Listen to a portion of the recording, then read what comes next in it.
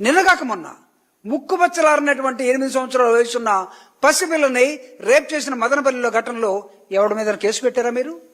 మీ వాళ్ళు ఏవైనా చేయొచ్చు, మీ ఎమ్మెల్యేలు రేపులు చేయొచ్చు, మీ ఎమ్మెల్యేలు అనేక మంది లేడీస్ని అవహేళన చేయొచ్చు, వాళ్ళ మీద కేసులు ఉండవు, మీ కార్యకర్తల మీద కేసులు ఉండవు.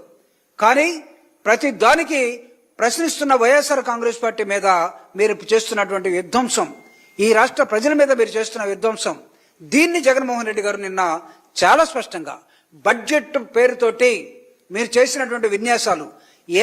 గత ప్రభుత్వం బడ్జెట్లో 16 సంవత్సరాల నుంచి 60 సంవత్సరాల వయసు ఉన్నటువంటి మహిళల కోసం రాష్ట్ర ప్రభుత్వంగా జగన్మోహన్ రెడ్డి గారు అధికారంలో ఉన్నప్పుడు ముఖ్యమంత్రిగా ఏం చేశాడు?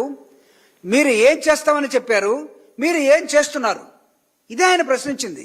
మేము కొత్తగా ఏం చెప్పలేదు. ఈ రాష్ట్రంలో గవర్నెన్స్ ఉందా లేదా అనే ఒక ప్రశ్నని జగన్మోహన్ రెడ్డి గారు మీకు వేయటం జరిగింది. దానికి సమాధానం చెప్పండి.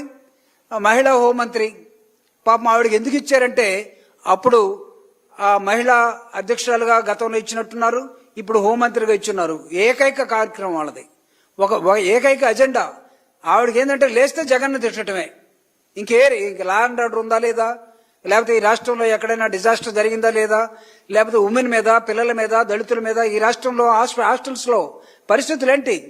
800 మంది హాస్టల్ విద్యార్థులు చనిపోయేవాళ్ళు చనిపోవతా, ఆరోగ్యాలు బాగలేక వాంతులు, బేదులు, లేకపోతే విరోచనాలు, లేకపోతే డిహైడ్రేషన్ హాస్పిటల్లో చేరుతా ఉన్నారు. వాళ్ళని గురించి ఎప్పుడైనా మాట్లాడారా? లేదే. సోషల్ వెల్ఫేర్ మంత్రి ఎక్కడున్నాడో తెలియదు.